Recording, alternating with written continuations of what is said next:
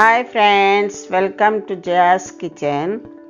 ఈరోజు నేను చాలా సింపుల్గా చెప్తున్నాను. కొబ్బరికాయ పచ్చడి అండి.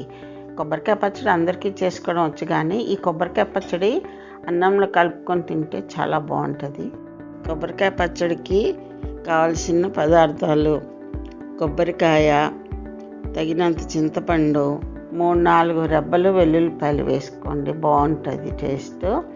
పచ్చిమిరపకాయలు, కరివేపాకు, మినపప్పు, జీలకర్ర, ఆవాలు, ఇంగువ, ఎండుమిర్చి, నూనె, ఉప్పు. కళాయిలో కొద్దిగా అంత నూనె పోసుకొని ఫస్ట్ ఈ మినపప్పు, జీలకర్ర వేసి బాగా వేపాలి.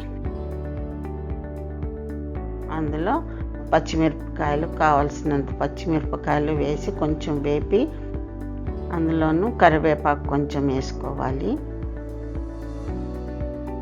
స్టవ్ ఆఫ్ చేసేసి కొబ్బరి ముక్కలు మనం కోసి పెట్టుకుంటాం కదా, కొబ్బరి ముక్కలు వేసుకొని ఆ వేళ్ళని కొంచెం ఉప్పు, కొంచెం చింతపండు నానబెట్టుకొని ఉంచుకున్న కొంచెం చింతపండు వేసుకొని అన్నీ కలిపి మిక్సీలో వేసేటప్పుడు ఒక 3-4 రెబ్బలు వెల్లుల్లిపాయలు వేసుకోండి.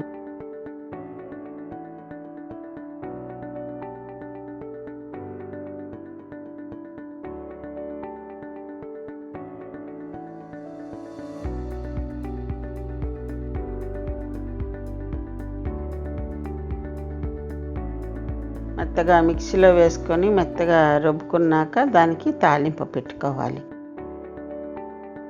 పాన్లో మినపప్పు, ఆవాలు, జీలకర్ర, ఎండుమిరపకాయలు, కొంచెం ఇంగువ, కరివేపాకు వేసి తాలింపు వేసుకొని